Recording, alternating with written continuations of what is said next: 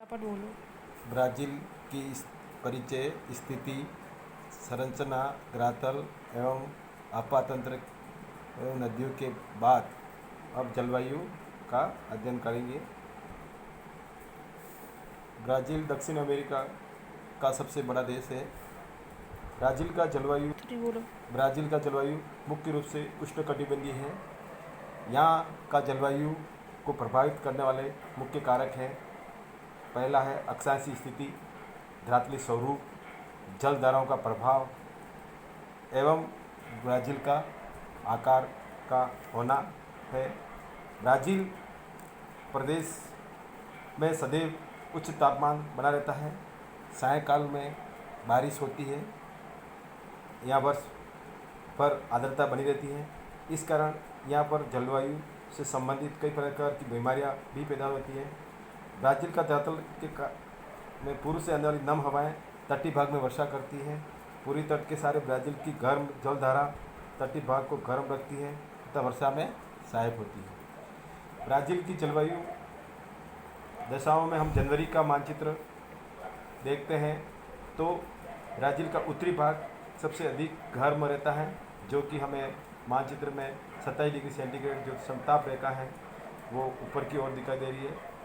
मध्यवर्ती भाग में 26 डिग्री सेंटीग्रेड समताप रेखा है जो कम की ओर दिखाई दे रही है।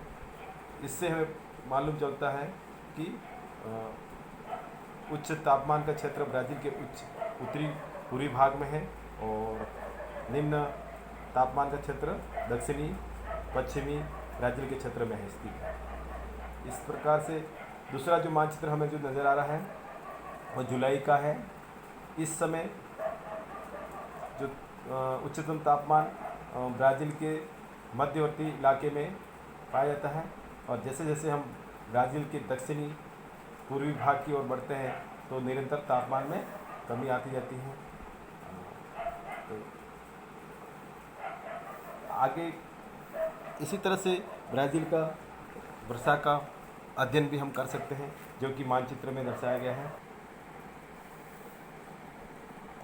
इसी तरह से ब्राज़ील की जलवायु में वर्षा का अध्ययन हम मानचित्र की सहायता से कर सकते हैं।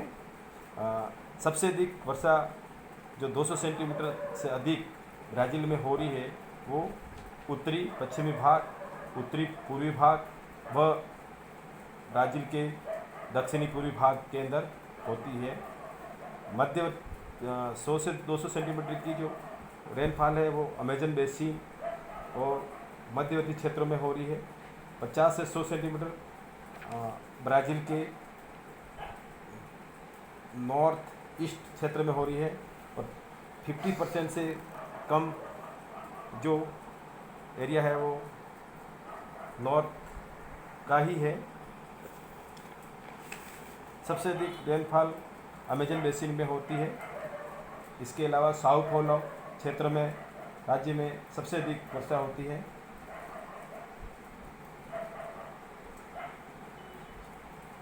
अमेजन बेसिन में भी सबसे अधिक वर्षा जून के महीने में होती है। ब्राज़ील की वनस्पति, यहाँ की जलवायु, इसका धरातलीय स्वरूप, यहाँ की मिट्टी एवं तापमान के आधार पर प्रभावित होती है। इस क्षेत्र के अंदर कई प्रकार की वनस्पति पाई जाती हैं।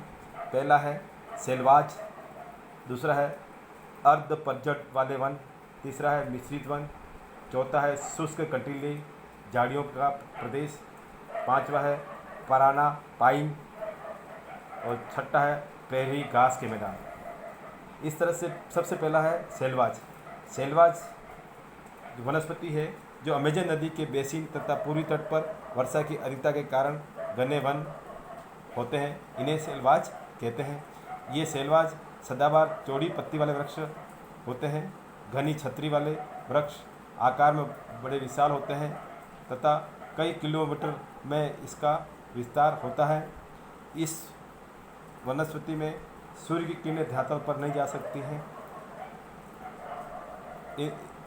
इन वनों में वर्षा अधिक होती है।